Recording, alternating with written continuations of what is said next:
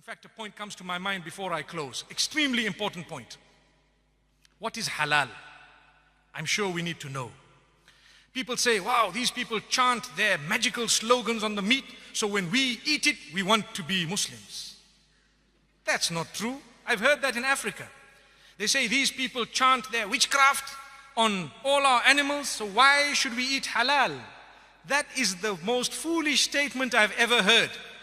All the creatures have been given life by the Almighty. Who is the giver of life? The Almighty. What gives me the right to take the life of a cow away?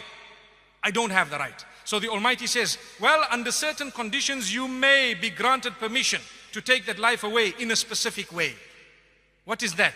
If you really would like to eat, consumption, certain animals we've made for consumption. So I am not allowed to destroy the creatures of the Almighty for no purpose. I cannot even destroy the ecosystem without purpose.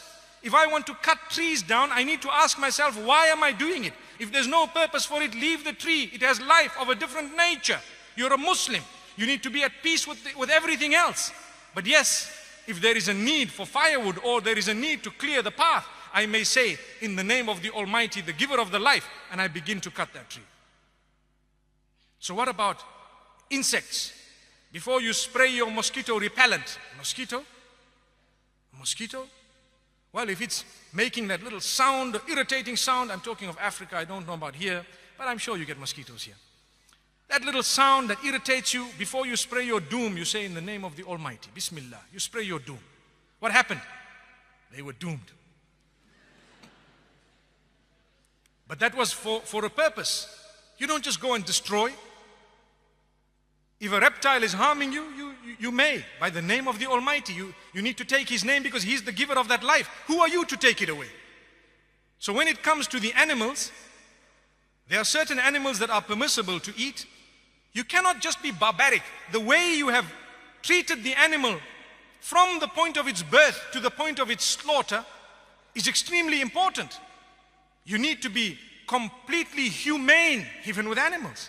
You need to treat them, give them that life that they deserve, feed them properly, give them that air and the space. If you were to look at abattoirs that belong to non-Muslims, they are very barbarically run. To be honest with you, I've visited, I've seen, we are so shocked, nauseating. And people say, yeah, you guys are doing something that's very barbaric. Oh, come and see, we'll show you how it's done, come. So now when we get to the cow, for example, or the sheep that has been fed properly, and it has not been force-fed and kept in a pen like the ducks of the world and the chickens that don't even grow feathers anymore because they are modified. Their sole purpose of being given life is to grow until they are killed brutally in order to be served on the table. Not halal. We don't want that. It must be accorded its life. It must be treated as a proper chicken. It must be treated as an animal, a bird, whatever it is. It must be fed properly. And at the same time, you bring it to the pen. You slaughter it in a way that it does not witness the others. And at the same time, such a sharp blade. And why is it that the throat is used? Because of the central nervous system. Powerful statement. Sometimes people hack these animals to death. People say, you need to stun these animals. Did you know that there is research that proves that stunning an animal actually creates greater pain than if you don't stun the animal? People say, how? Go and check. You're confusing the animal totally. You're killing it unconscious. What are you talking about? Amazing. If you were to get cut with a blade as you're shaving, you won't even know that you're cut until water goes on it. Why? The razor was very sharp, very sharp. So we are to use a sharp blade, quick slice. When I burn my fingers, what happens? A message goes from the sensory nerves to my brain, central nervous system, that you know what, something has happened here. The brain comes back and the message goes through the bloodstream, central nervous system. It says, you are hurt, lift your hand up. And I do this. It happens within a split second. But if the central nervous system is ruptured from the jugulars, the pain, the message goes up, it gets stuck there because it cannot go up anymore. Blood system, bloodstream, out. So what happens? It numbs to a halt. There you are. That is halal.